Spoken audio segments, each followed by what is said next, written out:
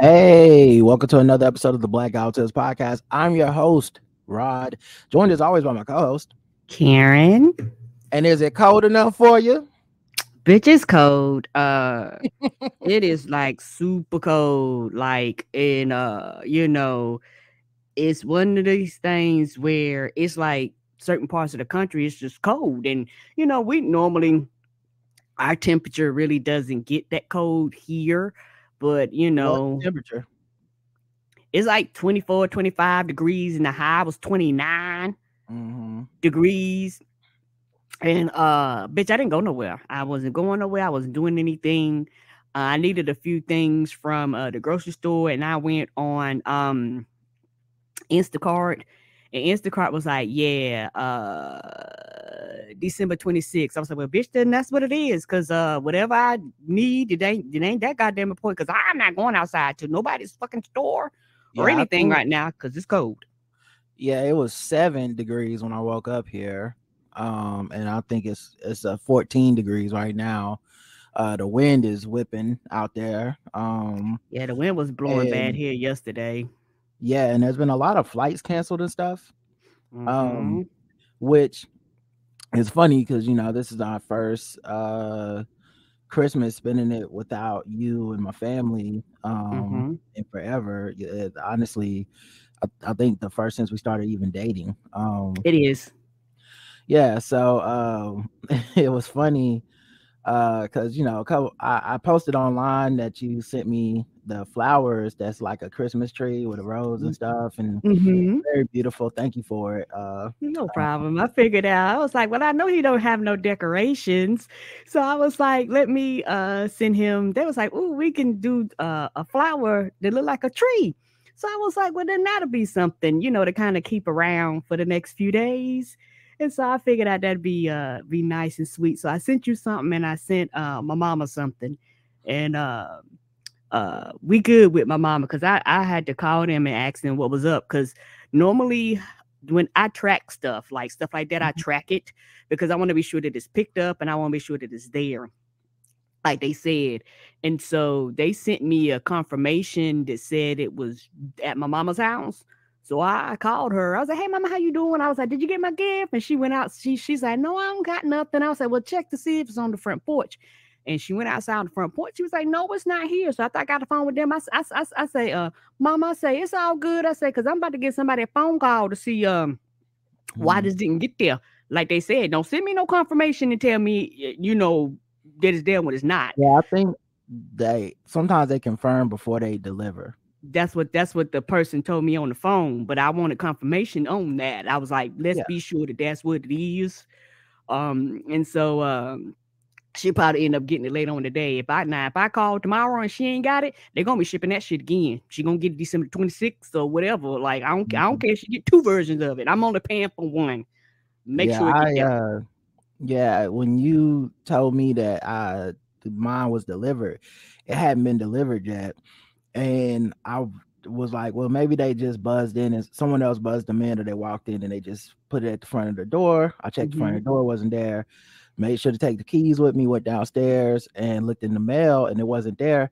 But when I was looking in to see if it was the mail, I saw someone trying to come in the door, and she had the flowers, and I opened it up and was like, "Is that for 3R?" She was like, "You right? Ooh, somebody love you."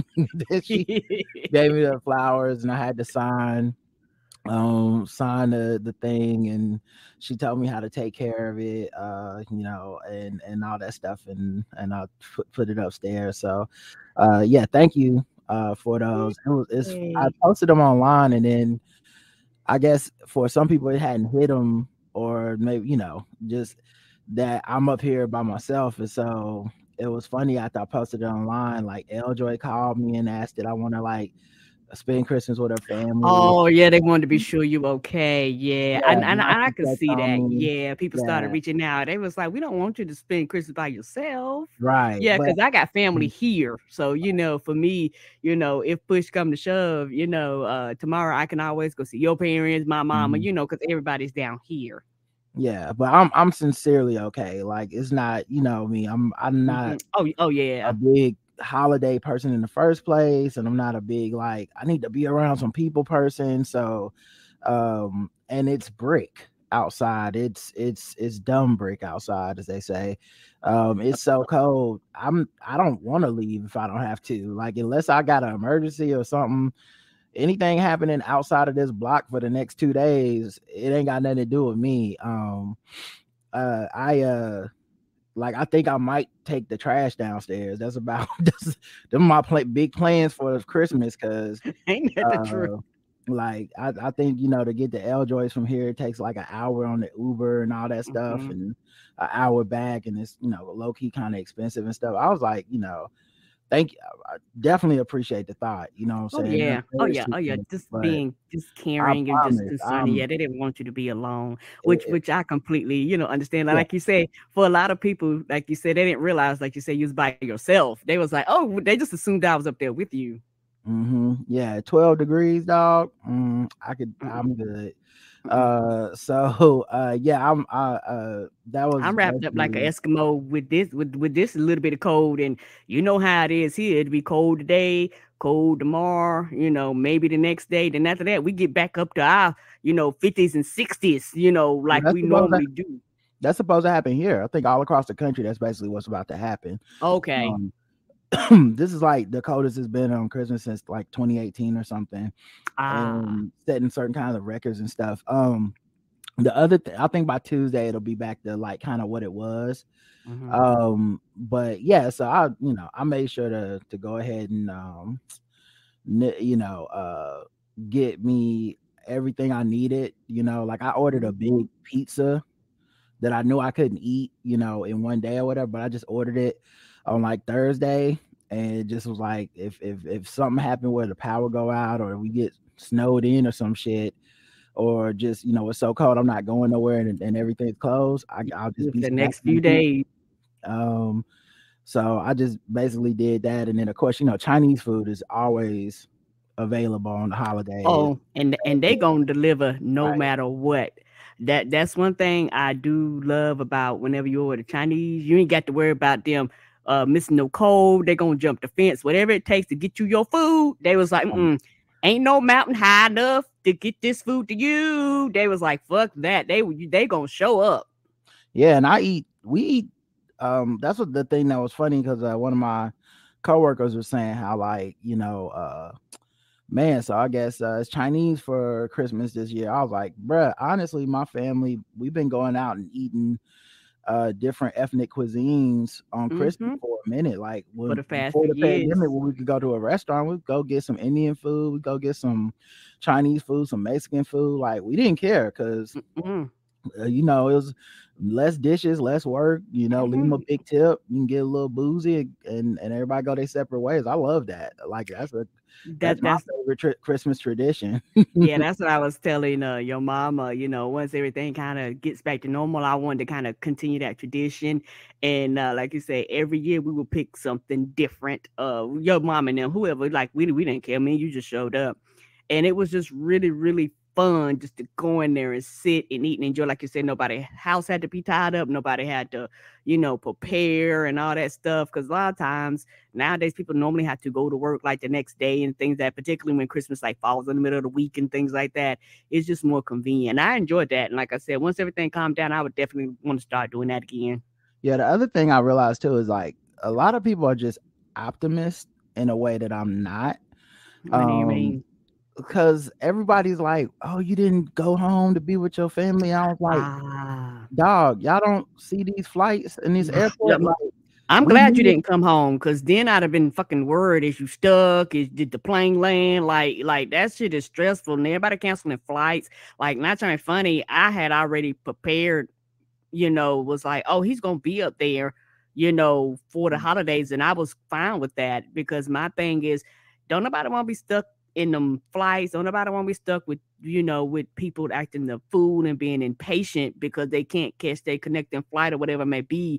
But it's one of those things where if you know you're trying this time of the year, put your patience cap on, because at the end of the day, I'd rather you cancel the flight than we fucking crash. I'd be dead. Yeah, Thanksgiving and Christmas are just like the worst days to travel Hmm. anyway. Yes. And like a lot of my coworkers and stuff, they were planning to travel.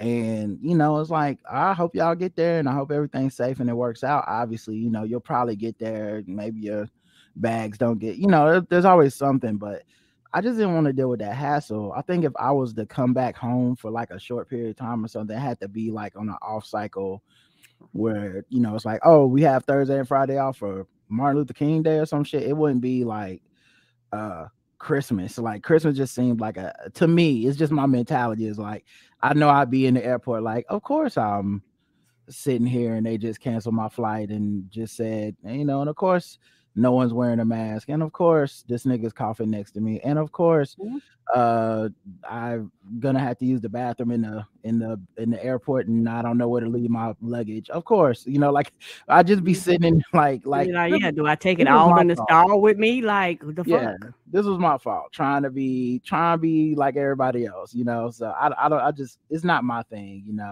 Like I said, it makes my mind at ease, truthfully, that you're there. Versus me trying to worry about, is you gonna get here? Is you not gonna get here? And is you stuck? And then sometimes you have to spend extra money, layovers. Like it's not as simple as people, like you said, the optimist people try to be about it. And there's nothing wrong with traveling this time of the year. It's just not my jam. And like it I don't like to work travel out. this time of the year. But my brain is just very much like, if something bad happens, it's on me. I seen somebody complaining on Twitter, and it was so funny because they were like, my flight has been delayed twice, and now they saying it's canceled, and I'm supposed to be da da da da. And so everybody was quote tweeting them, and it was no sympathy. Everybody was like, you knew what it was when you tried to book this flight. You see this weather, you hear the bomb cyclone. The other alternative is they would have you out there crashing, blah blah. And I just thought it was funny because I have empathy for the frustration, obviously, but no, right.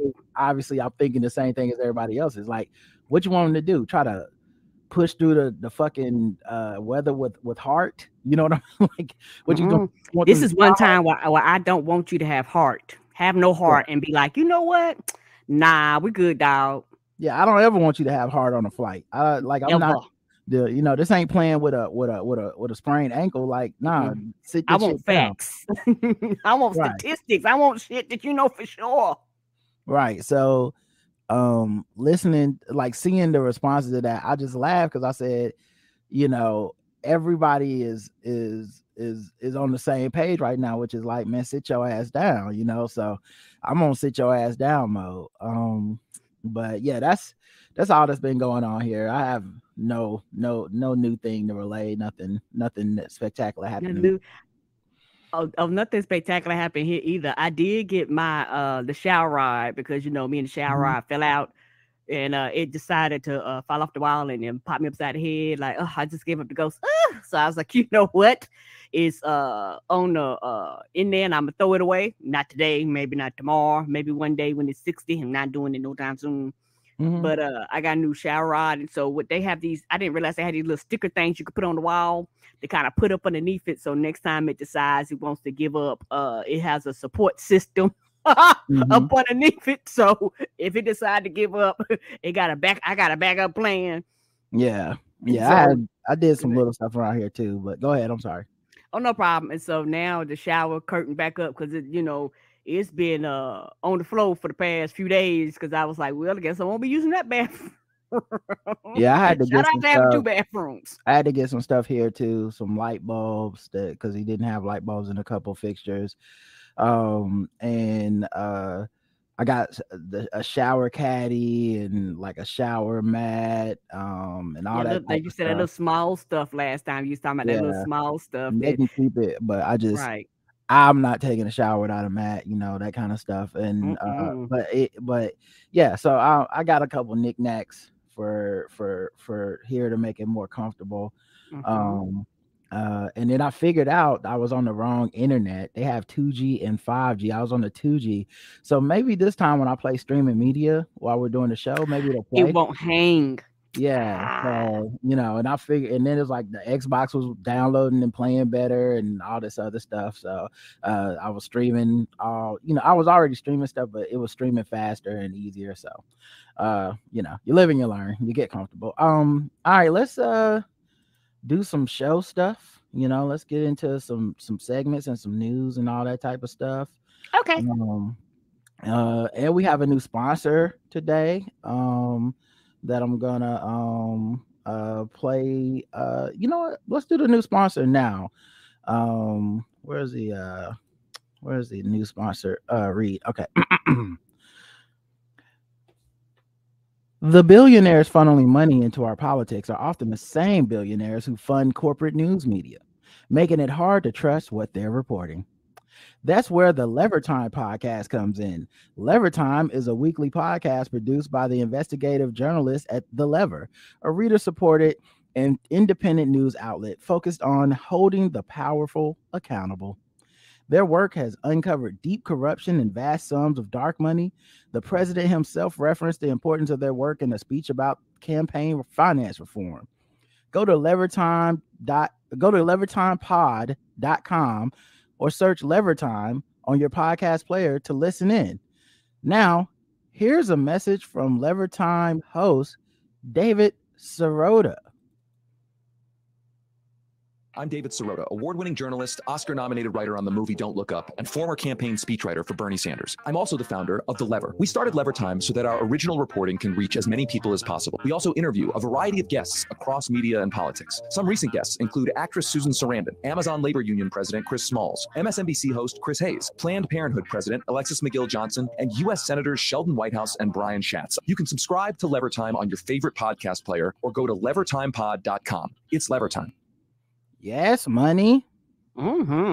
Again? Look, here we go again. We got variants. Really need to keep a mask on hand and follow the plan. Get the vaccine and second shots, whether woman or man. Black out who tips is doing their part, but the dumbest expand. Niggas would rather believe a bunch of misinformation. Fuck y'all idiots not getting shots. Now we gotta regress. If we keep going in this direction, we never can rest. Never can get back to the lives we be living the best. Damn fool, stop the lying, stop the intubation crying, cause it's your fault that motherfuckers dying. Damn fool, stop the lying, stop the ventilator crying, cause it's your fault that motherfuckers dying. I do not understand this shit. I'm not a fan of this. We were like one win from the pandemic championship, but fuckers wanna leave it to game 7 with Giannis Delta Kumpo blocking forward progression and Chris middle fingers to your plans. Man, damn. Looks like it's no Drew Holiday for you and your mans. I'm sick of black people dying for real, so I'm just writing this new piece to let you know how I feel. Coronavirus. Fuck that COVID-19 is unseen. It's creeping in the air for you to breathe, yeah. So fuck that COVID-19 is unseen. It's creeping in the air for you to breathe, yeah. Coronavirus news. Let's talk about it. Okay. China limits how it defines COVID deaths in official count, meaning that the numbers we're getting may or may not be accurate. China only counts deaths from pneumonia or respiratory failure if it's in its official COVID-19 death toll. What? It's a narrow definition that limits the number of deaths reported as an outbreak of the virus surges following the easing of pandemic-related restrictions. Because they don't want the numbers to be sky. Because the thing is, COVID has been around long enough. We still don't know everything it can do, but it's been around long enough to show that it affects a lot of different shit in your body. Mm-hmm. And so all these things could be COVID related, and they're like, we ain't count none of that shit. It's like, how, Sway? Like, so y'all not really giving us true numbers. Right. If you had a pre-existing illness, they're not counting that as a COVID death. If you get COVID and you died, they'd be like, nah, it was gout or whatever. That's stupid. Yeah. Because COVID can hit underlying things that you might not even realize that existed, or something that you had it actually because of COVID made it worse. In effect, Wang's comments on Tuesday simply clarified publicly that what the country has been doing throughout the pandemic. On Wednesday, China reported no new COVID-19 deaths and in fact subtracted one death from the overall total, lowering it to 5,241, according to a daily tally issued by the National Health Commission, which did not offer an explanation for the decrease. Oh, so basically nobody really knows how many people are actually dying, because they're like, we are not counting shit because we don't want to know. Basically, that's what you're saying. We don't want to know because we don't want to look like we don't have this shit under control. Bitch, nobody got it under control. Like, I don't understand. Well, I think also like there's political motivations and messaging that comes out of China with their COVID numbers, and I'm sure every country is guilty of it to some level, but China is extremely dubious when it comes to their numbers, and so it's causing a lot of panic because their vaccine is only 60% effective. A lot of people didn't get it. Now they're basically went from 100 to 0 when it comes to COVID restrictions. Like, you're on your own. It wasn't a slow process. Right. China estimates COVID surge is infecting 37 million people a day. A day. Yeah. Woo! Yeah. Nearly 37 million people in China may have been infected with COVID-19 on a single day this week, according to estimates from the government's top health authority, making the country's outbreak by far the world's largest. As many as 248 million people, or nearly 18% of the population, likely contracted the virus in the first 20 days of December, according to minutes from an internal meeting of China's National Health Commission held on Wednesday, confirmed with people involved in the discussions. If accurate, the infection rate would dwarf the previous daily record of about 4 million.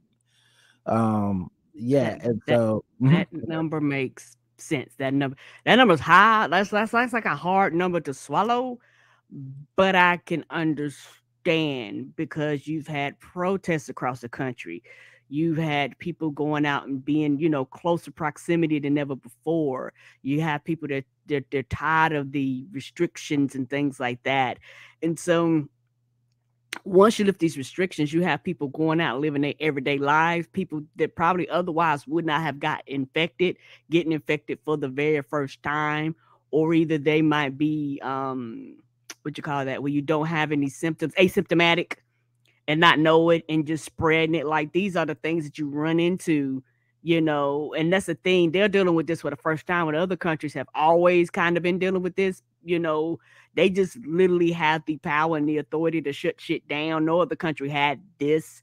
So they looking at other countries like, look at their numbers. Like, yeah, y'all numbers will probably be high or higher just because of the population of people and the close proximity people are to each other.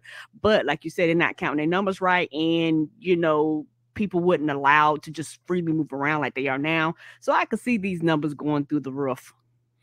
Yeah, here's the thing. I don't know. I don't know if these numbers are accurate or not. I think this could also be messaging from China's government going, well, let's now overestimate the numbers. Let's scare the shit out of people and be like, we were right to have y'all on lockdown, because now instead of 4 million people being the biggest day, it's 37 million people. They're not even doing I can see that. testing anymore. Like, we don't know the accuracy of what's coming out of there, and I know it's scary as shit, but we've never really known. So that's true. We've never really known. So nobody knows how far to the left or far to the right these numbers actually are. We'll find out if it's real when this shit spreads throughout the world, but yes, we don't, hospitals start getting overwhelmed. Yeah, exactly. We don't really know. We get so much information second and third hand from China. It's right. That's really the scariest part to me. Church membership, church attendance, and belief in God all declined during the pandemic years. I love how they say it like it's over. It accelerated a decades-long trend away from organized worship. In-person church attendance plummeted by 45% in the pandemic, and at least 1/5 of Americans today embrace no religion at all. What I think is interesting here is the number of mega churches has actually risen, though. So it's funny because to me, a mega church is just a collection of money. So it's just like somehow they figured out how to funnel the money into just a few places, but the actual worshipers, believers, the work of doing stuff with people and hands and getting out into communities, that shit is taking a plummet, Yeah, because I think the pandemic for a lot of people forced them to come to a reality and for some people cause them to question, why am I even going here? Why am I even doing this? Like for the first time, because a lot of people do things out of tradition because that's just the way it's always been done. And they just never challenged it. This is the way I was raised. This is how I was grown up. However it may be in this tradition or whatever they tell themselves. And for the first time, people were actually forced to be away from a lot of these connections in this community that they've kind of always been involved in, and they were forced to find community in other places. And some people found out that they actually like these other communities that they've created a lot more than they actually like the community that they were having at church. And I think that for a lot of people, they just opted not to go back. And I think for a lot of people, they realized they had more free time because, particularly some churches, they tie up a lot of your time. And a lot of people go, I actually have time to do things. I'm not consistently tied up with this taking all of my time. And I think some people reevaluated, some people shifted, some people actually go, yes, I'm still a believer, I still go to church, but I'm not doing all that shit I did before. Like it calls people to reevaluate what Christianity and what this lifestyle means to them. And for some people, they opted just to opt out. I think that the pandemic caused, like I said, it caused a lot of people actually question a lot of things about themselves, about their lives. A lot of people underestimate how much the pandemic caused people to be inside of their minds, their own personal minds for the first time, and not being influenced by pastors and preachers and teachers and prophets and bishops and all these things. You actually got to sit down and get within your own mind and think about your own personal relationship and how do you feel about these things. And people made various different decisions based off of the reality of this. And like I said, some people was like, hey, I'm tired of giving my time and giving my money and doing these things and not reaping the benefits or not seeing how these things are beneficial to me. Or they were saying, I might, instead of doing that, what I might do is take my money and divert it in another direction. Still doing good, still out here helping people, but this right here might not be the best way for me. And I think that a lot of people underestimated how much the pandemic was going to pull people away from organized religion and churches permanently. A lot of people are never coming back. Yeah, here's what I think. All that is probably true. I think those were true before the pandemic. Everything you said. I think the pandemic accelerated those things. But here's what I think. Church members are dead because a lot of churches were anti-vaccine, anti-science, anti-democrat, anti-lockdown. And whether you died or not because of that, because I'm sure a lot of people just fucking died. Yes. I still remember covering stuff locally where the International House of Prayer was still going before they even had vaccines. Going to convocation. They were going to events where there was going to be like singing and choirs, and they were having outbreaks, and they were defying the lockdowns and doing them even with people having outbreaks and getting sick and people dying. So that's number one. Number two, if motherfuckers are dying and y'all are anti-vax and y'all are anti-lockdown, a lot of people, that was the last straw. Yes. I'm going to church because I like community. The pandemic hurt community in many areas, but it definitely, church became political. The act of even going became political, and a lot of these churches chose to be political. They did. Yes. They could have said, "Look, man, they ain't got nothing to do with us and the Lord. And when the vaccines get here, we're gonna just do that and blah, blah." But they chose to like make it messaging about how being locked down was somehow anti-religious and how it was your religious freedom. They literally challenged this in the court, and some of them even won to say it's our religious freedom to hold church. No, if you can go to a liquor store, then you should be able to go to a church. And so I think you had a lot of people that would have otherwise they didn't want to be on the sick and shut in list, so they said, "I'm not coming anymore." And then the last thing is, I think virtual church took over for a lot of people, and it's like they're not coming back because this is just as good as option, for some people, where for whatever reasons, whether it be a health thing, a convenience thing, like some people just like, I'm not attending this stuff anymore. Right, right, and the thing is, the number, like you say, the biggest thing. Same thing with the healthcare industry and the hospitality industry and like food services and things like that. When people die, people underestimate what happens when these people die. These people aren't instantly replaced. And most churches, guess what? They was packed full of old people anyway. All jokes aside, they're packed full of old people. Your grandma and them a lot of the times. And so, when these people start dying, you don't have, it's rare that you have another generation coming up trying to take their quote unquote spots and places. And so, yes, these numbers are declining. And like you said, you have a lot of people that, and we actually covered like maybe one pastor that was like, what we not gonna do is get up together until we get a vaccine. Like, that's what we're not gonna do. And that was a rarity. Most of them, black, white, whatever, they was like, this is my rights and this is my freedom. And COVID came in and swept the building. We was reading articles over and over again about people catching it from choir practice and all the shit that they was saying not to do. They was like, fuck it, we doing it. And this is the kind of the consequences and the repercussions and the roosters coming home to roost from you not really caring about your people in your flock. I think also the internet has provided people with new religions. Yes. Whether it be QAnon, whether it be, Manospheres. manospheres and these quasi religious movements that aren't really quote unquote religion, but like, MAGA and Trump, where it's like a weird cult like thing. I think that's another thing that happened in the pandemic. So many people became, Kyrie Irving becoming like Mr. Black Israelite. I think that shit was accelerated by the fact that you can't go nowhere. You're on the internet, and stuff that would have been like a passing fancy or something that you just think like, oh, I wonder, people start going down these rabbit holes and emerging on the other side completely different than having beliefs that completely different than what they went in with. So agreed. I think that's the other thing.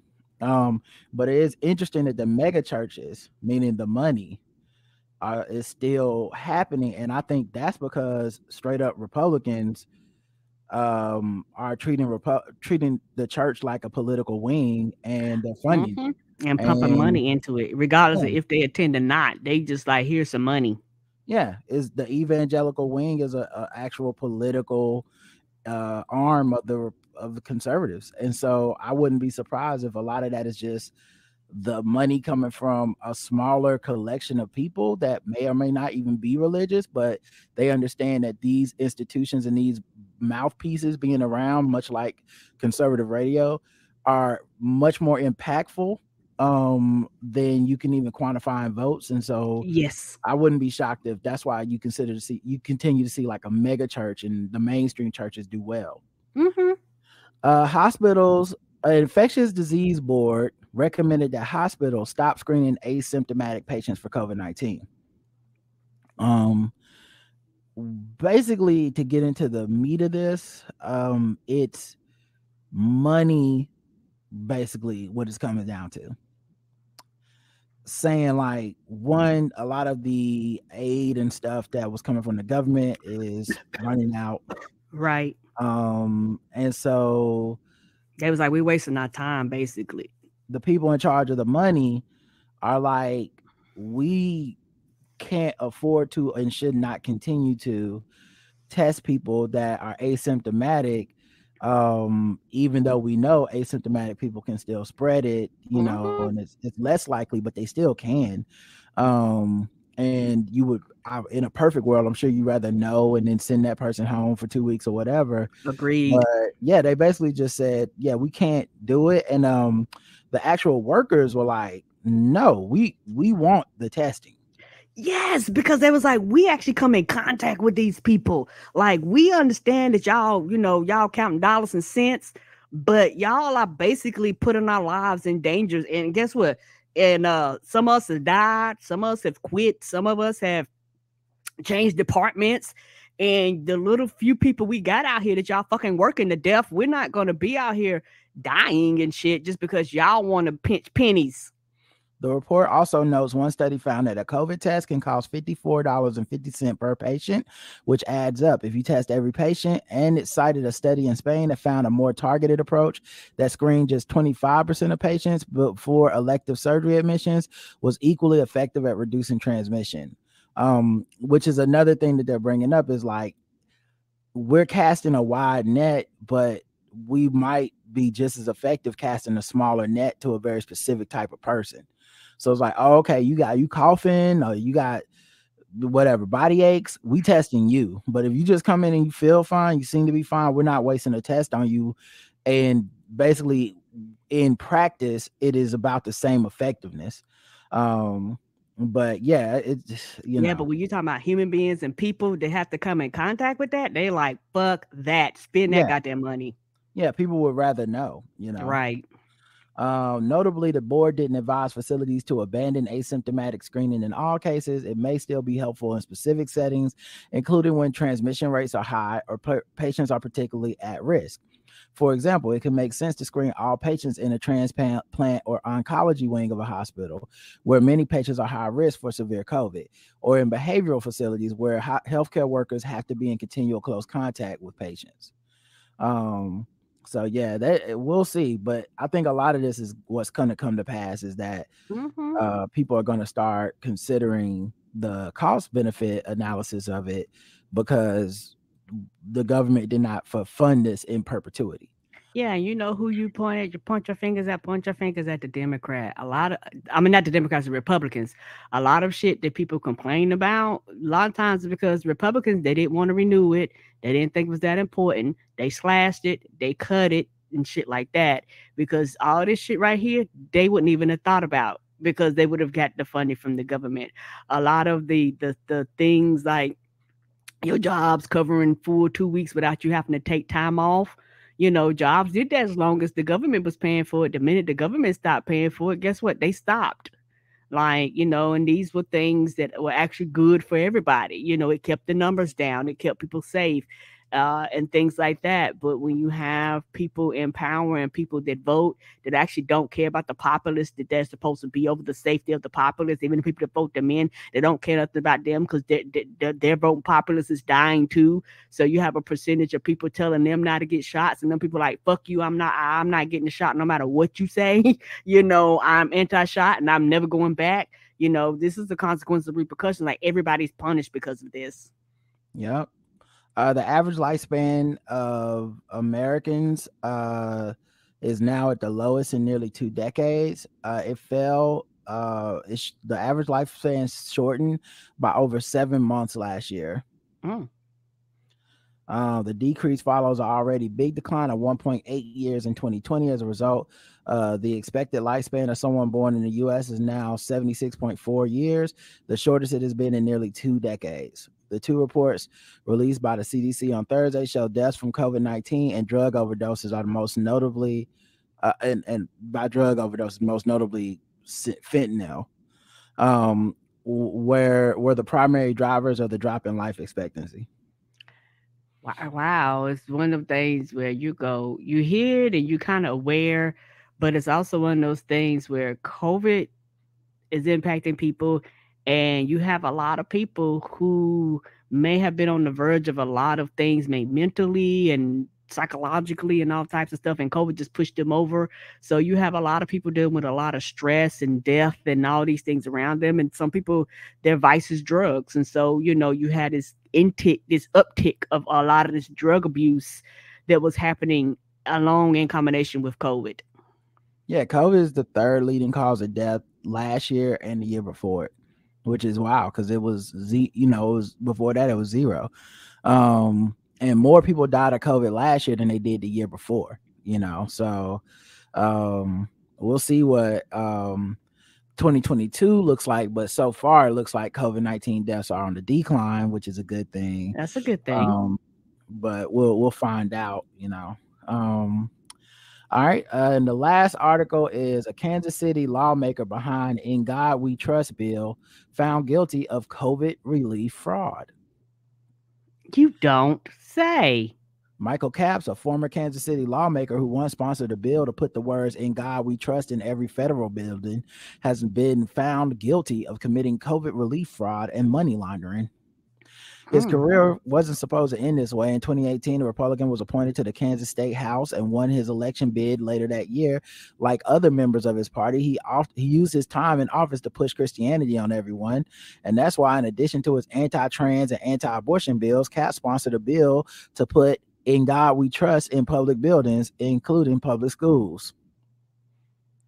I guess he did not, there wasn't enough trust going around, because he was like, I said, "In God we trust, not me," because then he said, "I'm gonna need these PPP funds." Right. And something else you brought up that is, you said as a joke, but I do believe this is why a lot of those people push Trump's big lie, and a lot of them was kind of, yes, I'm going out there and protesting, because they knew if he did not win, they was going to start investigating. Like, a lot of people have had their eyes on a lot of these people they've been busting for a very long time. But because of, the climate and who was in office and things, they know if they was to do it, nothing would happen, and they would go free. But now, with everything, quote unquote, correcting itself, it was like, oh yeah, we can charge you, and we know people gonna have common sense, and we ain't gonna have to deal with people fucking protesting and shit like that. So yeah, I think for a lot of them, he's not the only one. It's gonna be other politicians. It's gonna turn around and be busted and go down for and that's why a lot of them, when they did these loans, the federal government had to step in. It was like, y'all spend this goddamn money. Don't sit on it. Spend it for what we told you to spend it on and nothing else. And shit like that. It's like, the money is for relief for rent or whatever it is. And y'all go, we're not doing it. We're just going to sit on it. But yet we're going to spend it on frivolous bullshit. That's not what it's supposed to be. Government's like, we'll take that money back. And I don't fucking blame them. Either you lose it or you use it or lose it. An indictment filed by the United States Attorney's Office for the District of Kansas says Capps bilked federal, state, and local agencies for more than $450,000 in COVID-19 business recovery funds. He inflated his payroll and applied for loans to pay employees who don't exist. The federal indictment says Capps laundered hundreds of thousands of dollars in COVID relief funding through his business and charity between May and August 2020. Here's something I gotta say though. You know how it's funny how the motherfuckers that always get caught doing this shit are the conservatives. They make the biggest fucking noise about not helping anybody, not giving anybody money, and it's because they can't be trusted. It's like the person that always thinks they're being cheated on because they cheat. It's like that person. They want to go through your phone because they phone full of dicks. Like that's the Republicans with this shit. Like, they're the ones that are like always out front, it's talking this shit, and then at the end of the day, they got a hand behind their back hustling. And I found this shit is, it's infuriating, because that's money that could have gone to help people's real businesses or gone back to the government. And as far as he's concerned, "In God We Trust" is for y'all, not me. I'm just a criminal. Right. And also was very, very frustrating. And I've said this before, and I will say this again. There are a lot of wonderful businesses that were actually out here helping the community. A lot of black and brown and LGBTQ and shit businesses that closed because they couldn't get a hold of none of this money. Right. And they will never come back, and you will never see these businesses again, because motherfuckers was like, we're gonna rob all the money. Capps defrauded Enterprise Bank, U.S. Small Business Administration, and Kansas Department of Commerce out of $355,550 in COVID-19 relief funds, the jury found. He then transferred the money through businesses and personal accounts, including some money that went into investment funds.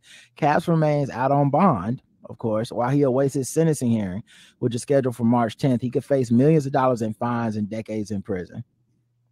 So, he's been on somebody's list, and they finally was like, all right, bring up the charges.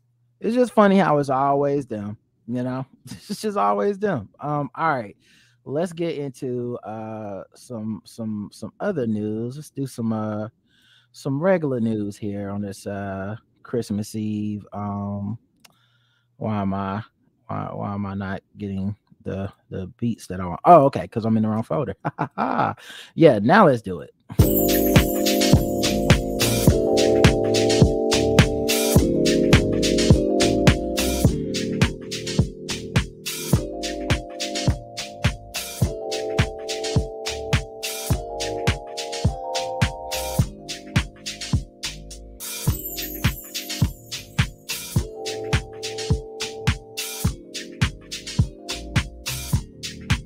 All right, regular news, y'all. I Mhm. think the biggest news that we all were kind of looking forward to hearing: Tory Lanez found guilty of shooting Megan Thee Stallion. No shit. Yeah. I mean, I think this was obvious. I think we've been on this already. I told you. What did I tell you? Didn't I tell you? 'Cause I told you. And when did I tell you? A long time ago. And what did I say will happen when I told you? Exactly what just happened. So this has been one of these things where I know people been going back and forth. I know there's been a lot of It's bad. been ridiculous I online. know It's there's been been people that have been stupid. defending him. I know there's been people that have been attacking her. I know there's been a lot of men that don't want to believe her. I feel like all this shit, the main thing a lot of these people have in common, men, women, whoever was kind of quote unquote on his side, they just have misogynistic views, and that's it. I really don't think it's any deeper than that. I don't give a fuck what kind of platitudes they say. Right. Any of this shit. This shit was so open and shut, and it was so implausible that this man had any case that would make him not the person that shot her in the foot. It was so implausible to me. I've never even gone back and forth, argued with anybody. We haven't highlighted the shit on the show. To me, I'm not wasting my energy with these motherfuckers. And honestly, your ass shouldn't have either. Right. If you've been going back and forth with these motherfuckers, that's on you for letting them get in your piece, because that case was going to happen in a courtroom with a jury of their peers, and not nan motherfucker on the internet was going to be able to change that. And I just could not think of any evidence that would be able to be presented that would make us be like, oh my God, it was a setup. It's a conspiracy to get Tory fucking Lanez, a nigga most of us had barely heard of before he shot Meg. So I just wasn't gonna do it, and I didn't yell at nobody that was doing it. If that's how you want to spend your time, that's cool.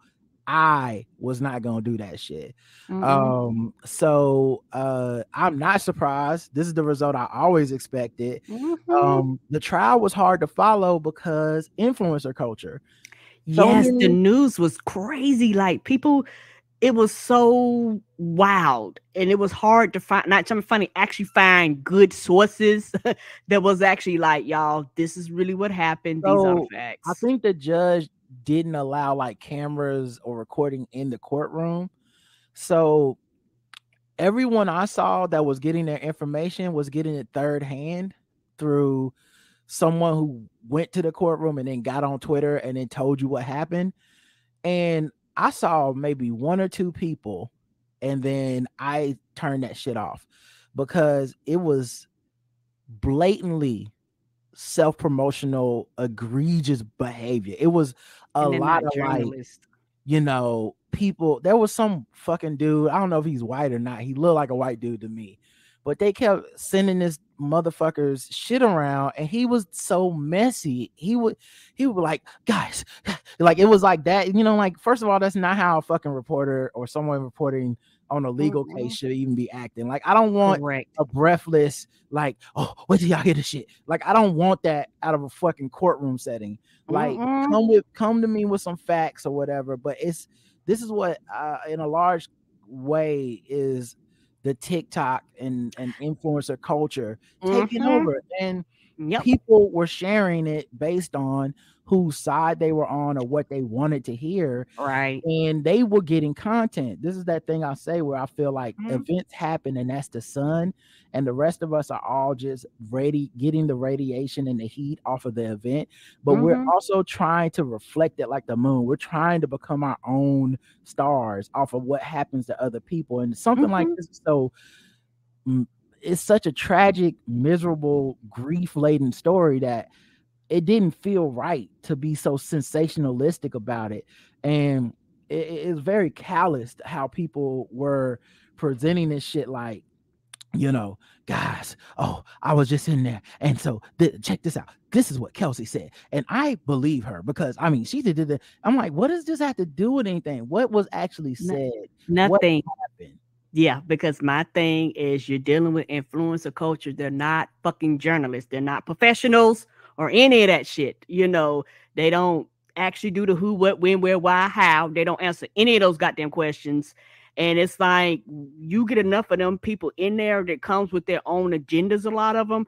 And what can I say and how sassy can I be to present this versus just telling people the motherfucking facts. This is the result of that. What I could gather from the little bit I could gather from people talking about it, it really seemed like people was lying on frivolous shit, but the stuff that didn't change was everyone said Tory shot that gun. Yeah, it was like I didn't hear anything factually that led me to be like, oh, maybe he didn't do it. You know, they tried to be like maybe Kelsey, this girl who's Megan's oldest friend, and it was some messy shit where like she accused Megan of fucking Tory Lanez and she was fucking Tory Lanez, and Tory Lanez trying to fuck other people. It wasn't exclusive, and then Megan was irrelevant to me. But Megan lied and said she wasn't fucking Tory, and then they tried to bring up all these other niggas in the industry they swear she was fucking. And I said last time I checked, nobody is here for who is Megan Thee Stallion fucking. I didn't give a fuck about none of that. My understanding is this is a trial about did this man shoot her in the fucking foot? Right. And it sounded like he did. Everybody, at the end of the day, that's all I cared about. I didn't want to get into it. Slut shaming always works on these simple-minded motherfuckers because they get so caught up in the gossip and shit that they be up there arguing about, you know. And honestly, and I hate to both sides it, but it was both sides. Because if you participate in quote unquote defending her, you just as fucking stupid because that's not what the trial's about. It just don't matter. She could have fucked everybody on every fucking roster of it wouldn't matter. No, it because doesn't. The trial is about did this man shoot her. Right. I don't even participate anyway. So yeah, he was found guilty, and I thought he would be, and he should be. He seemed like a terrible dude, bringing his kid there, rapping about this shit. And it really should wake people up to, because this is what happens. Y'all have short memories. People have short memories. I don't mean to say y'all. People have short memories. People, right. Remember these motherfuckers. Please do me the favor, do yourself the favor. Remember these motherfuckers that was, you know, the low key on his side, low key. Like, remember that shit. Because I don't want to have to be going through this every time. Like, just remember, these niggas is not really down for the cause when it comes down to it. They were stretching and flexing and coming up with conspiracy theories. And I'm not even trying. I'm not going to stretch it into, because I think people did too much with like, so-and-so was listening to his music. I'm like, if we had to stop listening to every criminal or misogynist or right, get the fuck out of here. I know you mad and you trying to catch the hate hive wave and find somebody to get down with hating people, but y'all not even gonna remember that shit in a month. Y'all not gonna keep that same intensity. So let's just stop with that part. But the people that was actually supporting this man and shit, I hope people remember the gossip blogs that supported and said his side of things, whether they were paid to do it or whether they did it for the salacious tweets and replies. Remember that shit. Don't support those blogs anymore. I think that would go a long way to stop a lot of this shit. Is you stop putting money in their pocket by reacting and interacting with everything they do, because when they report on the next gossip thing that you don't really have a stake in and you back to sharing that shit, then you didn't do nothing but fucking hip hop unlocks dirty work or whatever the fuck. So right. Yeah. And it's also one of those things too, particularly with the verdict. That shit was all over the place because there were actually articles that came out and it was like, he's not guilty. And people was like, did you even pay attention to what the fuck the people said? And people had to come out, but like, that's not true. He's been found guilty. These are the things, like they actually laid it out, but people were actually quote unquote breaking news It was like he was not found guilty, and that is a motherfucking problem. That's what happens when you get these people in there with their agendas and don't give a fuck about facts. She testified that he shot her. Tory Lanez didn't even testify. The people that his defense team brought up there all testified he shot that gun. The one woman, Kelsey, pleaded the fifth, which only means she can be implicated in something, but doesn't mean she shot Meg, and she wasn't on trial. So that's it, you know. Tory Lanez's father apparently reacted to the verdict by I don't know, calling on Jesus or some shit, because I guess they get religious. Oh shit, I just remember, y'all might not be able to hear this. Hold on, give me a second. Like, his father is one of them people that gets honestly, him and Tory, they got religious after they fuck up, because Tory Lanez also had tweeted out some shit about how no God is my witness, no weapon formed against me shall prosper, and everybody was dunking on that tweet, including me. I made my own thread. It was hilarious. It was like, no weapon formed against me shall prosper, and I put like a gif of the Constructicons coming together, like, oh, they forming. The Wonder Twins powers activating. I was like, oh, these weapons is they forming and prospering. But yeah, this was his father. You want to know exactly how I'm feeling? Yes, sir. I just stood here in this Los Angeles County and witnessed the worst miscarriage of... First of all, why his mama got a Tweety Bird dress on? Wow, is that what it is? Tweety Bird. That Tweety Bird dress. Is it because her son looked like Tweety Bird and they the same height, or I don't know. Very interesting. Like I said, this is I've seen the clips, but this is my first time actually hearing it. I just was like, okay, and I just kept it pushing. Miscarriage of justice that this world has ever seen. You want to know how I feel? I'll tell you exactly how I feel. I got some... The miscarriage of justice this world has ever seen, bro. Your son shot a woman in the foot. The fuck is this? Your son shot a woman in the foot, bro. Okay. They actually had to get the doctor that actually removed the bullet segments out of her feet, because they was like, she got cut from the ground. The doctor was like, no, I actually performed surgery. I'm the one that did this. She had bullet fragments in her feet. Tory Lanez is the Herschel Walker of defendants. What I mean by that, you know how Herschel Walker got 50% of the vote almost, and he's a terrible candidate. So the only thing I'm left to believe is that 50% of the people in Georgia hate niggas so much they'd vote for Herschel Walker. He's not a good candidate, but you do hate niggas, right? That's how it feels with this shit. Like, you hate women. Tory Lanez is not a good defendant. He don't have a good case. He don't have a good argument. We don't have no reason to think he getting framed or it's a conspiracy. And yet, half you motherfuckers out here like, free Tory, you know? How you gonna separate a black man from his son? I don't know. Maybe don't try shooting motherfuckers. You know?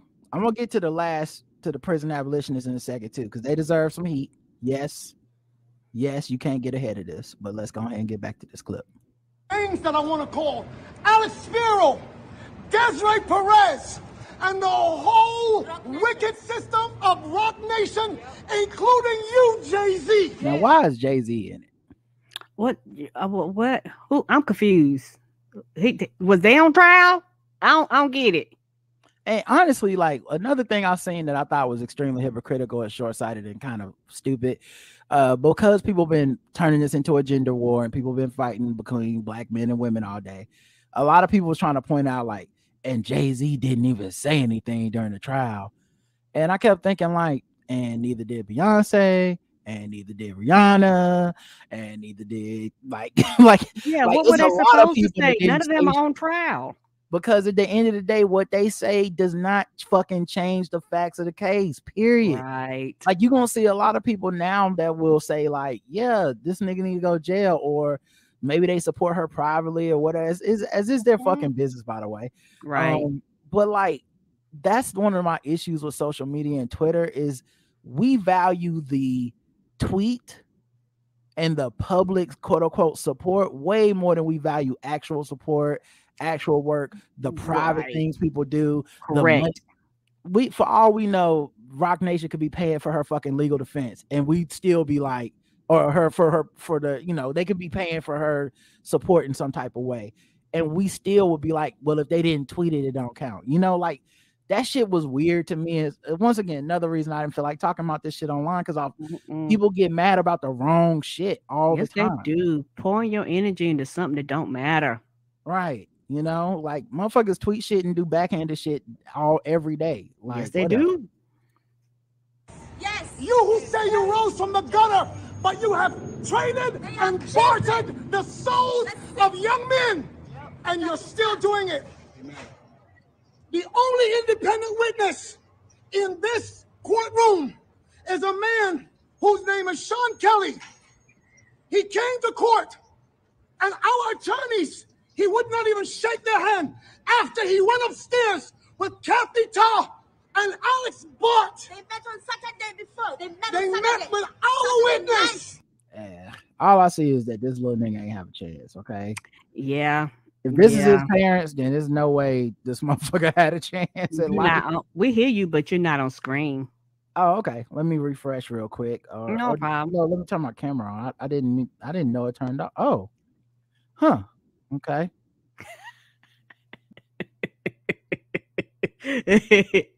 Yeah, that was interesting. I didn't turn it off. It just okay. Didn't. There you go. You back. Okay. Well, but yeah, this little nigga had never had a chance because like they was throwing shit against the wall. If this would have been me that did something this egregious and horrible, I know my parents would support me. Like my father, my mom, I expect that they would be there, but they would absolutely not be out here yelling this bullshit if I did this. They like, you know, like good people fuck up and make mistakes, sometimes horrible mistakes, but we're not required to turn them into the victims of their own mistakes. This nigga is reaping what he sowed. Yes, and the thing is, people, like you said, that short-term memory, you do know we didn't even have to have a trial, right? You do know we could have skipped all of this if that nigga would have just shut the fuck up. She was protecting him from yes, day he kept one, talking. He kept talking. He kept talking to get ahead of this shit by and that's another thing. Megan Thee Stallion's legal team is looking into suing these fucking bloggers. Yes. And I don't blame them not one fucking bit, because from day one, the blogs are part of the reason the black cultural zeitgeist turned this into like a maybe she did set them up, you know, like because and it was evidence early when I believe her when she said like he's paying bloggers to basically slander me and make me seem like a liar. And this is before she wasn't even cooperating with the police at the time. And so I would not find it hard to believe that the reason this is 50-50 on the blogs is because he was still paying them off, or they still had favors in. I wouldn't be surprised if that's what happened. So I'd love to see them sue and get to the bottom of this, because a lot of these niggas need to be ashamed of themselves. So yeah. And then let me make sure I got all the angles I wanted to cover before I get into the last one. Oh yeah, Joe Budden apologized to Megan Thee Stallion because he went on his podcast and said some sideways shit about her. Basically making it seem like what was it? Saying like people in the industry don't like her, and it's because she was he didn't like her either, because he said, I stand in my dislike for the girl. Personally, I've seen this woman do horrible things to some really great people that I have long-standing relationships with in the industry. So I'm biased. You can't just treat my friends and people like people I fuck with and people I've seen in this game for 15 years a certain way. I'm talking about her and what she's chosen to do professionally. I want to be clear. I don't know her as a person. She could be amazing, but there's a lot to deal with when you sign, and a lot of happens fast. And so obviously people took offense to that. It's in the middle of her trial. And you know, since Joe Budden is a well-known intersectional feminist, they were shocked. Uh but yeah, he apologized because he said people basically got at him privately, women that he knows and shit. And he says, I'm apologizing for the careless manner in which I joked about her mental health.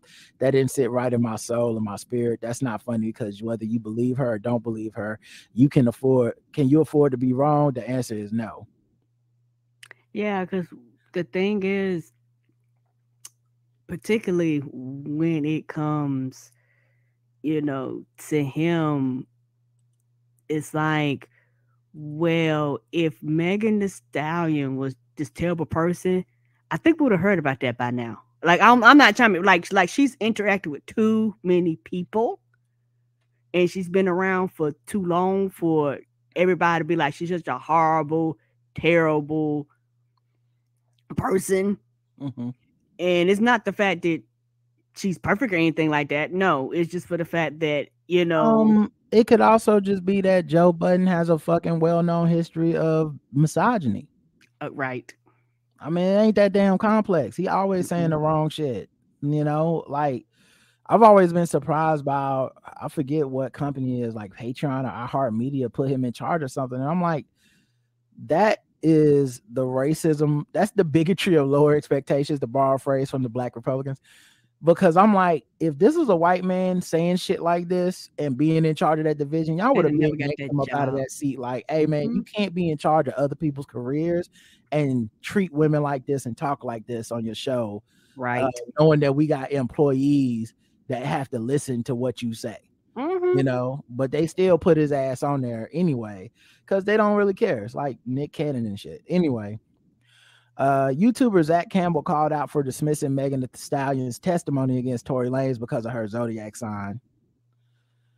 These motherfuckers really play fast and loose with this shit, man. I hear playing this shit. He deleted the Twitter video, but he accused Megan of using the case for sympathy. Knowing an Aquarius, I feel bad for you, but are you using this for sympathy? He said. A TikTok user who examined each of Campbell's points found it hard to believe the pundit linked the testimony to Megan's star sign while dismissing her story. When Campbell wondered if Megan is truly the victim in all this, the TikTok user fired back, reminding him that the 27-year-old was shot either way, whether it was her friend Kelsey Harris or Lanez who fired the gun. She was shot. Someone had to shoot her, whether it was Kelly or Tory or both. She was shot. She is the victim. Campbell continued to dig himself into a hole when he said Megan had too many inconsistencies in her story. The only lie you guys speak of is Megan saying she didn't sleep with Tory, the TikTok user said in response. Meanwhile, the man Tory used as a witness got on the stand to confirm that Tory had the gun and shot it 4 or 5 times. Because most people didn't follow the fucking case, right? Right. So yeah, he deleted the video, but I think people try to turn it into like straight black men are trying to attack Megan Thee Stallion. I'm sure there was a shit ton of that. I'm not knocking that at all. But it was bigger than just that. It was people. I've been a lot of people coming after Woodworks. I saw a woman called Tory Lanez Emmett Till today. Nigga, what? Open a book. Watch the movie. The movie came out this year. Watch the movie. Yeah. What are you talking about? Every nigga lose a court case, not Emmett Till. Right. What the fuck is happening?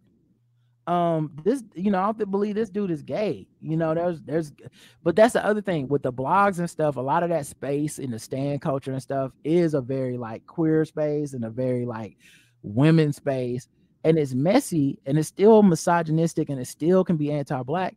But a lot of motherfuckers profiting off of it are trying to just be contrarian and be like, I'm gonna be the that's what get the clicks. I'm gonna be the person that says Megan did do this, because a lot of that shit is Stan Wars and I'm a Nicki Minaj fan, I'm a this person fan. It's like, it's very fucking weird, and it's not a place we should really get news from. It's not vetted or sourced, and in many cases they don't know the rules, which is why the fuck some of these motherfuckers about to end up in court. Yeah, because they don't know the rules. If you are a real journalist, there's checks and balances to that shit, and you can't be out here just saying any and everything. it's crazy, man. These motherfuckers are anyway. But yeah, that so a lot of these bloggers and stuff, I really do want to see somebody go into their history and really get to like the money and where it's coming from and why they saying what they saying, because I do not find it hard to believe that these motherfuckers are getting paid somehow, some way. The last thing I was gonna say is I saw people trying to deflect this day new way of trying to get ahead of the legitimate criticism of this shit. But I saw a lot of people being like, oh, so yeah, here y'all go trying to be like, just because you a prison abolitionist, you want to see Tory Lanez go to jail. Well, oh, so y'all gonna point that out with that old bullshit. And I'm like, it's not bullshit. Right. It's not. Every victim is somebody's Megan Thee Stallion. Mm-hmm. What happens with all this shit is that it lives in theory, but in fucking practice, it don't work. A lot of these motherfuckers think they're sounding empathetic when they're really sounding callous. Where they do the like, listen, if someone is sexually assaulted, that doesn't mean they want that person to go to jail. Yeah, but a lot of times it do mean that. Yeah, it does. And you don't get to just fucking decide because you want to signify like you're a better person than me. Like, because the shit that reveals the real true you is shit like this, when you actually can identify with this black woman.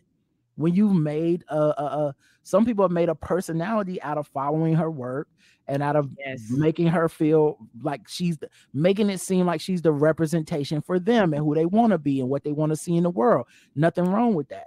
But something happened to her, and now all of a sudden it's like if something happened to someone you love, something happened to somebody you care about, something happened to somebody who is not just a theory, but they're a person.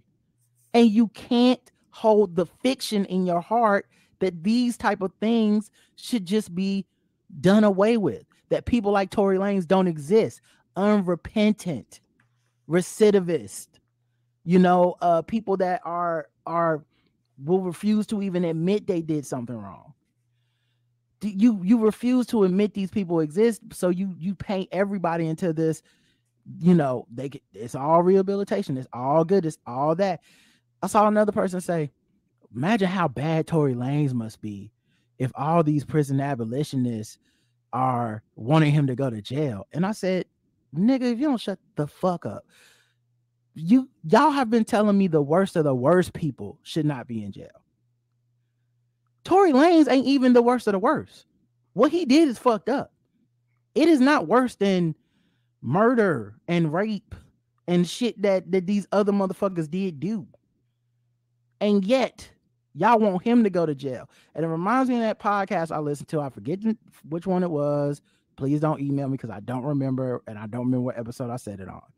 But it was either The Gray Area or Ezra Klein podcast, one of those two. And it's it's from earlier this year.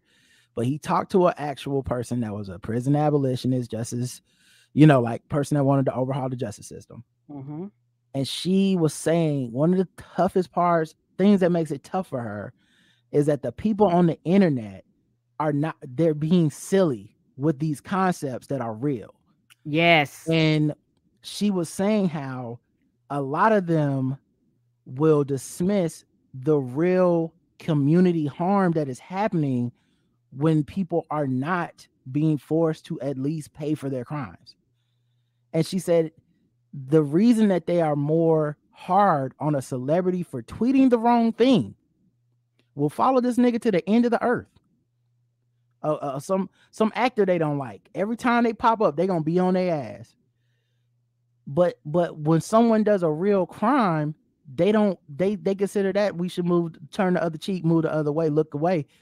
And she said the reason is because they're more living on the internet. The internet crime is real to them. Elon Musk is more real to them for fucking up Twitter than someone who murdered 7 people in their sleep. Like that person is a theory. And I thought that's what I've been experiencing, and she put words to it.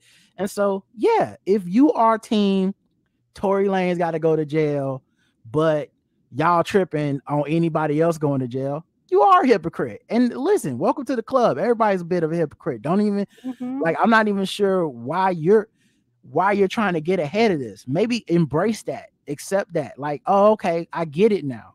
I see where you coming from when you see someone do something egregious and you like, that motherfucker should go to jail. Maybe we can all identify that level or some level, you know, and then instead of trying to pretend that impulse doesn't exist, you can hone it down into something that's more reflective of a fair justice system, because even the utopia you think you're creating gonna need a justice system. Every society got to put some people who harm people and will not stop somewhere. So yeah, I just found that shit was so funny, seeing them try to like adjust their very public anti-punishment stance to this shit where they want this nigga to go to jail forever. Right. Let me know. I'm about to say something, but let me know if I'm using this word correctly. I think a lot of this stuff with Tory Lanez and Megan Thee Stallion, in my opinion, was a big thing about parasocial relationships. Mm-hmm. And I think that for a lot of people, they have all these connections and these feelings and things like that, and they're just projecting off of these relationships that are not as deep and real. Right. And I think that that's where the fighting comes in. That's where the back and forth comes in. That's where all of a sudden Tory Lanez's child is your child. You know, all of a sudden, you know, Megan Thee Stallion represents, you know, something bigger than what it actually is. I think a lot of this, and once I really analyzed it, I think a lot of the back and forth, particularly with celebrities, it all boils down to parasocial relationships. People have blended that shit together, and they don't know where to draw lines and have realistic boundaries and expectations. So when something happens, like you said, they take the shit to heart, like the shit is actually happening to them. Yes, that's what. Okay, it is. that makes sense. Okay, because I was like, that's the only thing that makes sense to me now. That's the thing, though. They're talking about your parasocial relationships, and which it already skews me out. But what about they didn't disregard people's actual real relationships? Yes, it's so weird. It is opposite land. You know what I'm saying? Like where if someone were to harm my family, and I were to want that person to go to jail, they would make some type of rhetorical argument that made me seem like a savage. But if someone were to harm Megan Thee Stallion, who they don't fucking know, right, they want that person to go to prison forever because it's a parasocial relationship. You said it perfectly. It reminds me of the Kendrick Lamar song XXX, where he says, "Let somebody touch my mama, touch my sister, touch my woman, touch my daddy, touch my niece, touch my nephew, touch my brother. You should chip a nigga, then throw the blower in his lap. Matter of fact, I'm about to speak at this convention, call you back." And then he goes and speaks to the kids about how he wants to talk to them about gun control. Mm-hmm. That's what Twitter's like to me. It is. You know, it is. It's the, you know, it's we in public, we talking about gun control and love and changing the justice system, but in private, when they go low, we want to put them under 6 feet under, you know. Yeah, and the thing is, people act like human beings aren't complex, because we are very, very complex, and people want, particularly the internet, want to make everything black and white, because black and white is easy. Right. Black and white is you check the boxes. Black and white is, you know, for or against, and they want everything to be that simple. They don't want anything to be in the gray area, because the gray area means you have to actually have a conversation, and it would calm a lot of the fighting down. But I think, like everything else online, just period, a lot of people will never admit they are addicted to the arguing. They are addicted to the back and forth. They are addicted to the interaction, because for a lot of people, with the trial, for some people, this is the most interaction that they've had back and forth for a very long time. Because a lot of people kind of stay out of certain shit, but it was, oh, some black shit, or ooh, some misogynist shit, or ooh, I can, you know, a pro-woman shit, or whatever it is they chose to do. A lot of people that have been quiet on the internet jumped in, because like this shit was motherfucking everywhere, on Facebook, Twitter, Instagram. It didn't matter what social media site you was on. The people, the bitches was talking, the niggas was talking. Everybody had something to say, and everybody had an opinion about it. And I think that has to do with a lot of people will never admit that they are addicted to this back and forth. They're addicted to the gender wars, which is one of my big pet peeves and a huge turnoff to me when it comes to social media. I don't give a fuck about gender wars because that's what everything boils down to, gender, where it's more complex than gender, but people want to do gender because it simplifies things. You can pick a side and call it a day and then just pointlessly and meaninglessly and uselessly argue with everybody. And there's a lot of people underneath the sound of my voice. You need to stop arguing with people online. People don't want to hear that. You need to stop it. You know it's not good for your health. You know it's not good for you mentally. You're tired. Your blood pressure gone up. It's all you talk about. Stop arguing with people online. In other news, Trey Songz surrenders to police over bowling alley assault on a woman. Speaking of racking up quite the reputation. I mean, how many times is this man gonna end up being accused of doing something to a woman? I mean, what happened at the bowling alley? They must have tried to cut him off, right? I'm going to fuck crazy. You understand? Don't do it.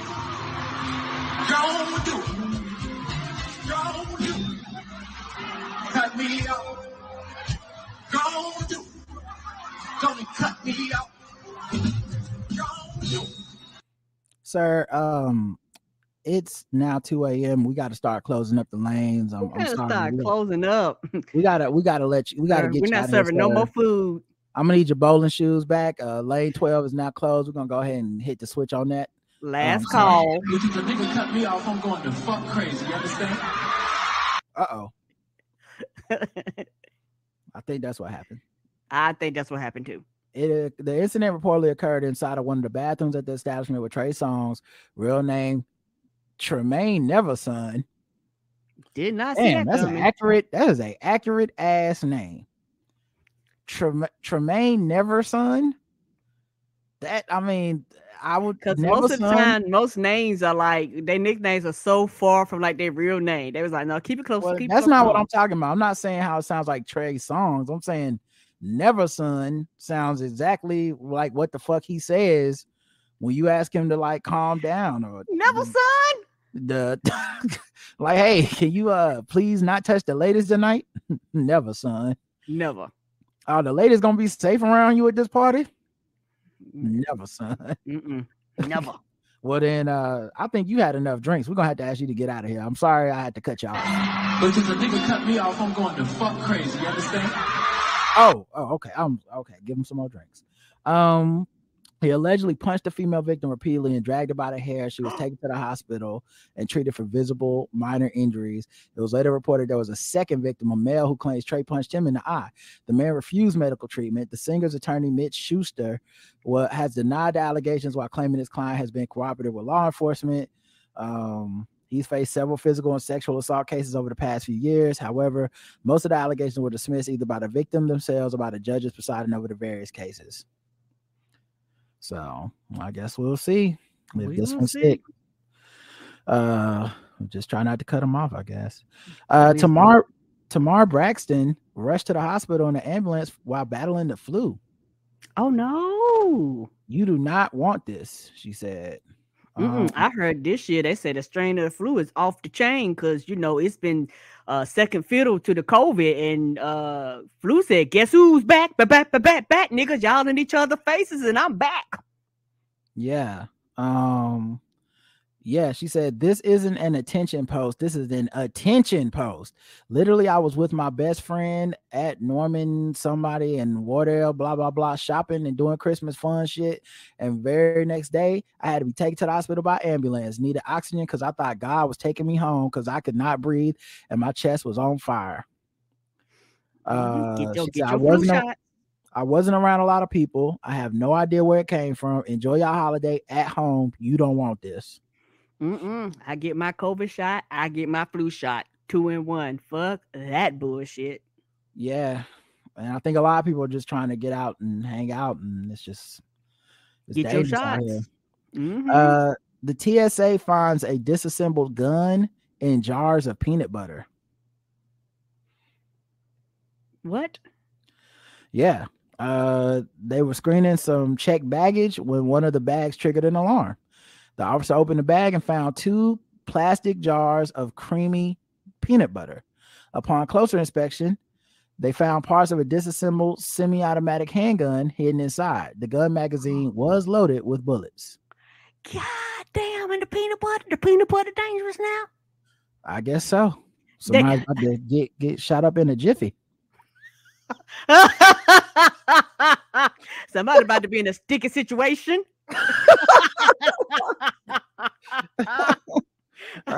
Somebody's about to spread it on thick.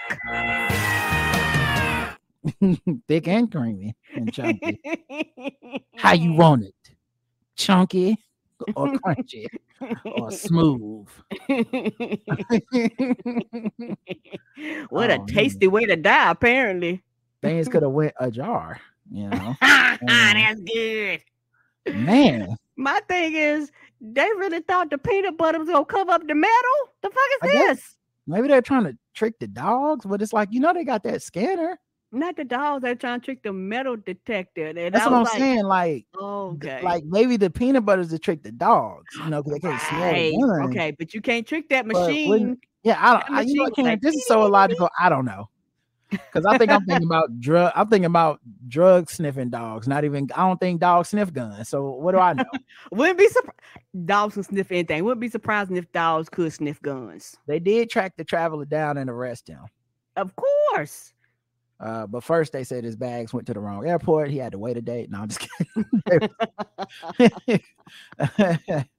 Let's see what else is happening. They told him his peanut butter expired. It was a whole thing. It was a whole thing. A man with a World War I explosive lodged in his rectum sparks a bomb scare and a hospital evacuation. Say that again. A man with a World War I explosive lodged in his rectum sparks bomb scare, hospital evacuation. How? How did it get there? French hospital was partially evacuated Saturday after a senior citizen arrived with a World War I artillery shell lodged in his rectum. The 88-year-old patient visited Hospital Saint-Mousse in Toulon to have the antique explosive removed, but instead sparked a bomb scare. Now, I get that you're a surgeon, but now you got to be a fucking person that disarms bombs. Right. You was not prepared for this. Nobody trained you. Do y'all have to go through this training? They was like, in case you ever happen, let me show you how to dismantle the bomb. What? They said, yeah, like I got called Jack Bauer in to do this last surgery. This is a picture of what they took out of his butt. How did that fit in there? Oh my God. Right. At 88, you know, hey, get it how you live, fam. Okay. Hope to be doing this much at 88, you know. Bomb disposal units at the scene determined there was little possibility the shell would explode inside the man. They reassured us by telling us that it was a collector's item from the First World War used by the French military. Stunned doctors subsequently began the process of trying to remove the object, which measured almost 8 inches long and 2 inches wide from the man's rectum. Ooh. They believe he put it there for sexual pleasure. Okay, that makes sense. Cause I was like, oh, it does. Okay, here? Okay, that makes sense. It doesn't make sense, but that makes sense as far as how it got there. Because I was like, how the fuck did it get there? Yeah, he wanted some bomb dick, so he apparently so. He wanted the bomb. He got the bomb too. I mean, I've heard of explosive diarrhea, but an apple, a mango, and even a can of shaving foam. We are used to finding unusual objects inserted where they shouldn't be, but a shell. You said an apple, a mango, and a can of shaving foam. What do you people be doing at the house? Listen, I don't kink shame, okay, but I do explosion shame. Okay, if you're gonna put an explosive shell in your ass, I think be safe, people. That involves that, like you need therapy, okay? Because now you mixing some death wish shit, with some like other people, your neighbor be dead. Like, I don't know. You blow up in your apartment, people think it's a bomb. And like, oh, come on, man. Yeah, it becomes a whole thing, and it's one of those things where be safe. Like, if you're gonna do it, be safe. But apparently, like everybody else, you realize, oh, can't get it out, and then it becomes a problem. When the person was making this explosive, they thought it would be used to kill the opposite, like Germans. Right. They made this explosive shell full well with the intention that this would kill some German soldier. Yeah, it killed. It will be used for battle and death, and instead, it is used for the opposite of war, which is fucking. It's beautiful. Life is beautiful if you think about it that way. Apparently so. But yeah, that's scary.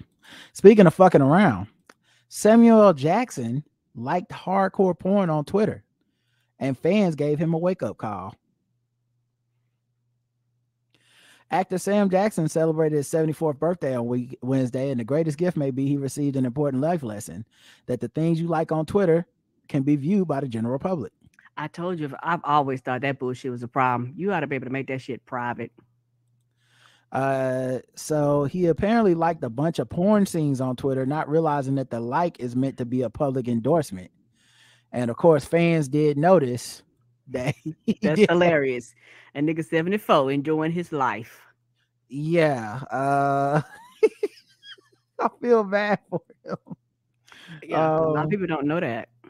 Yeah. Hey, yo, Sam, what the fuck you doing, bro? And it shows his likes, and one of them is Black Panda. Looks like maybe a gentleman behind a lady of some type. Because people had to go report on him. They had to narc. Good morning. Don't let any of the news of the day distract you from the fact that Samuel L. Jackson likes watching white women get banged by BBC. And we all know this because it was in his Twitter. That's from the Journalista who says this, who said that.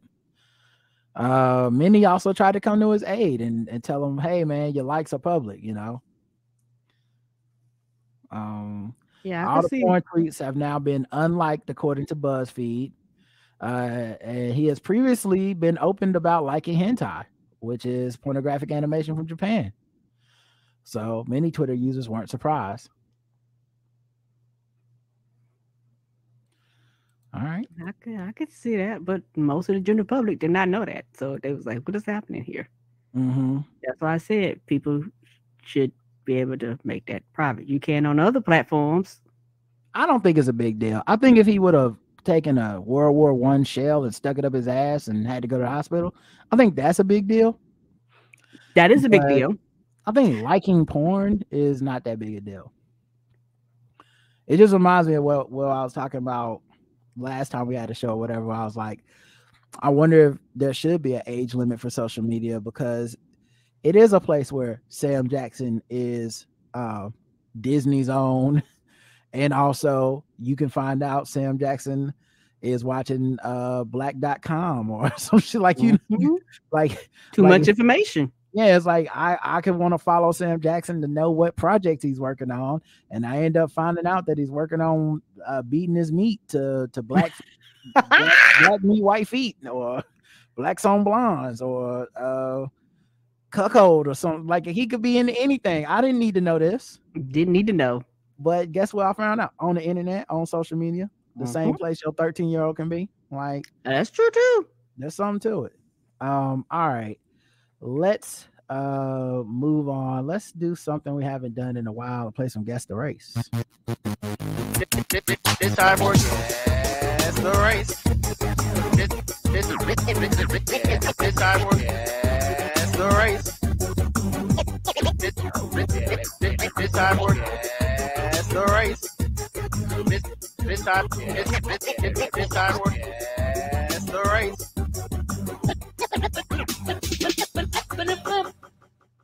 And for those that were writing it down, it's black_panda. So I know some of y'all freaks won't get up in there.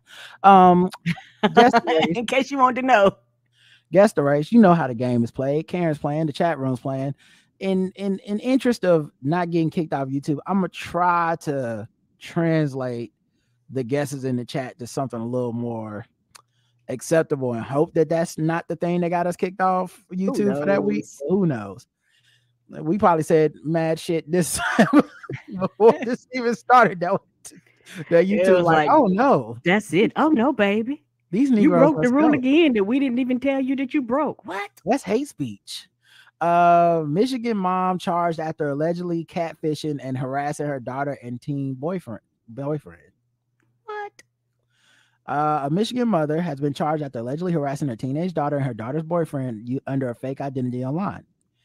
Kendra Gail Lacari of Mount Pleasant, Michigan, is charged with 2 counts of stalking a minor and 1 count of obstruction of justice, both felonies with a maximum of 5-year sentences. She was also charged with 2 counts of using a computer to commit a crime, a felony for which she could receive up to 10 years in prison, according to the Morning Sun. Lacari was taken into custody and charged on Monday. She was released on $5,000 bond. She's 42 years old. They began investigating her alleged messages after cyberbullying complaints were sent to her daughter's school district, where she is also the girls' basketball coach. So you know better. The complaint, she's like, that's how I learned to bully, watching them. The complaint involved Lacari's daughter. The best. Right. I said, oh, that's how you, so what do? You called her what now? The complaint involved Lacari's daughter as well as the teenager's then boyfriend. Lacari and the other student's mother initially helped the school district investigate the harassing messages. But when the district's resources ran low and it became apparent that many of the messages were received off school grounds, local police stepped in to help. Family members then told authorities that the teenager started getting messages early last year, according to the Morning Sun. At the prosecutor's office, gathered 349 pages of text messages. God damn. Ma'am, you had nothing better to do. You know how many women we sure she ain't gonna be big-eyed, don't stalk. That stalk thing you talk about? I'm a stalker. Yes. You know how many women would kill for a relationship with their teenage daughter where they could have 349 pages of text messages? Normally it's 0. And look at you. He's like, leave me alone. But yeah, text messages and social media, basically. So then they called in the FBI's computer crime division. That's funny because she had to be there when they was talking to her daughter, pretending like, yes, we need to get to the bottom of this. Mm-hmm. Anyway, man, what are you doing on your phone? Nothing, just checking some messages. Oh no, she just got a new one. Die, bitch, die. I didn't get no new message. I'll give it a second. Oh, yep, I did. Die, bitch, die. Bill City School Superintendent William Chilman also said, according to the Morning Sun, that authorities told him they suspected Lacari was connected to the messages. The FBI confirmed their suspicions when it determined the messages coming from Lacari's IP address. He added that Lacari admitted to police to sending the messages. By and large, it was mostly just harassing type messages, demeaning, demoralizing, and just mean text. When the case first came into our office, it was bizarre and almost hard to believe. We're talking about several hundreds of text messages, over 1,000 pages of discovery in the case. Now listen. You had nothing else to do. I think there this was is nothing else to do, Sal. I think this is horrible. I think this woman is horrible for doing this. But also in her defense, I've never had a teenage daughter. Me either. So maybe it's just harder than I thought. Maybe it's hard to fight with one hand behind your back where you the bad guy for telling her anything bad about her. And then she gets to just say whatever she wants to. So maybe you create a fake account and now you on even playing field. It's just weird that her stalker and harasser was bringing up shit that she said to her mom. I'm sure that was weird. You know it was weird. You know what, bitch? It's people that'll be lucky to get Pop-Tarts every day. That's what. How you know I eat Pop-Tarts every day? The harasser. You should have ate them Pop-Tarts this morning, bitch. Like what? The harassment. Do you have McDonald's money? I didn't think so. Like, why does my bully care about me having McDonald's money? Why does my bully know that we had dinner at Bonefish 2 weeks ago? My bully's username is Boo Boo the Fool. If your friends jumped off a bridge, would you? Because you should kill yourself, bitch.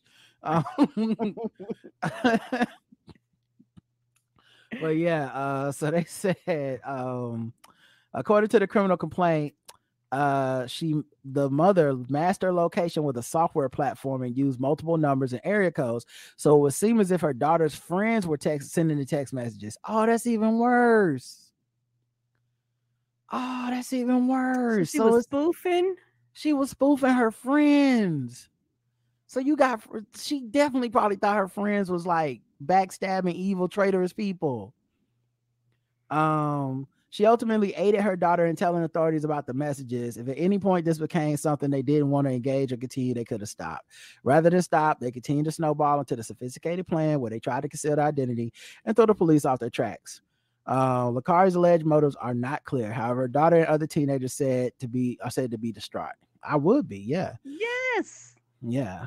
Wow, what a sick, sad thing to do. Like, they said it was cyber Munchausen syndrome, which is that thing where people act like their kid is sick so they can get attention, sometimes even making their kid sick.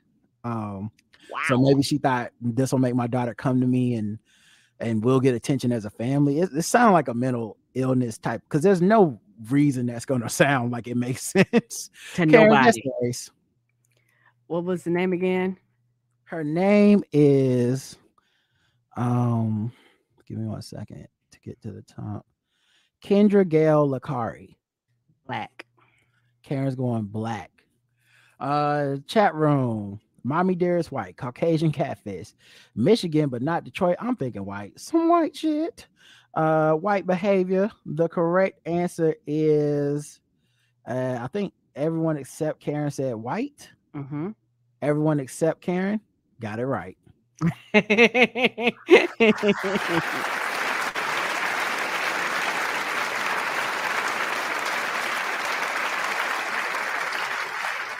I gotta play the blues for Karen.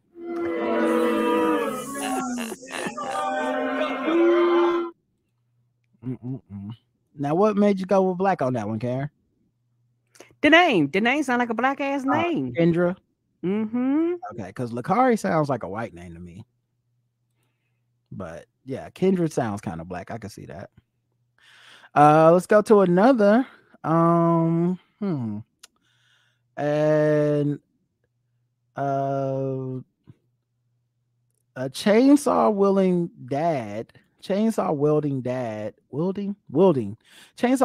dad attacks police station after cops refused to babysit his children. What? He out there fucking him up like Chainsaw Man? What the hell is this? A Massachusetts father tried to break into a police station. You gonna take care of my baby, sir? A Massachusetts father tried to break into a police station with a chainsaw after cops refused to babysit his children. That triggered a standoff, which saw him dangle the youngsters in front of an upstairs window. I'll tell you this right now. That definitely took longer than hiring a babysitter. Didn't it though? You'd have been better off just paying for a babysitter.